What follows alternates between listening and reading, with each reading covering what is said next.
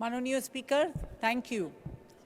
আমি আজকে গতকালকে রাত্রে আমার অতিরিক্ত দায়িত্ব পীরগঞ্জ এবং মিঠাপুকুর থেকে ভ্রমণ করে এসেছি এবং ওখানে 50 শয্যা বিশিষ্ট হাসপাতালগুলা অলরেডি আমাদের প্রধানমন্ত্রী হ্যাজ বিন ভেরি কাইন্ড, উনি অনুমোদন দিয়েছেন যে 101 বিশিষ্ট শয্যা হোক।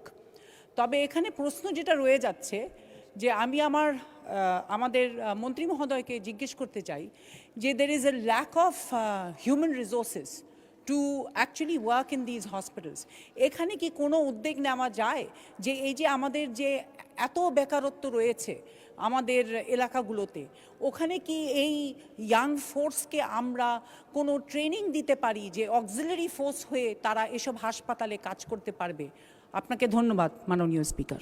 ধন্যবাদ মাননীয় সদস্য। Honourable minister please. Honourable Speaker, no doubt there is a lack of human resources in all of our hospitals. But the Lady Honourable Member of the Parliament, she has advised the use of the younger generation with training to work in the hospitals. But it is out of rule. We cannot engage the younger people to serve in the hospital without giving them the job in the proper way. Younger generationের জন্য আমরা 1 লক্ষ কর্মী নিয়োগ করতে যাচ্ছি, স্বাস্থ্যকর্মী, যার মধ্যে 80,000 will be women.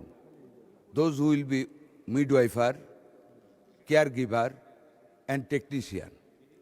ওই ইয়াং জেনারেশন এই সার্কুলারে যারা দরখাস্ত করবে, those who will be eligible to have the job, will give them the job to serve in that hospitals. Other than this system, we can't recruit any younger people to work in the hospital without payment or with payment, which is beyond the rule of the government.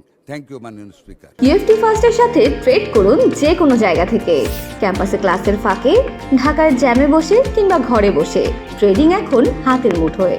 তাই trade করুন যখন খুশি, যেখানে খুশি।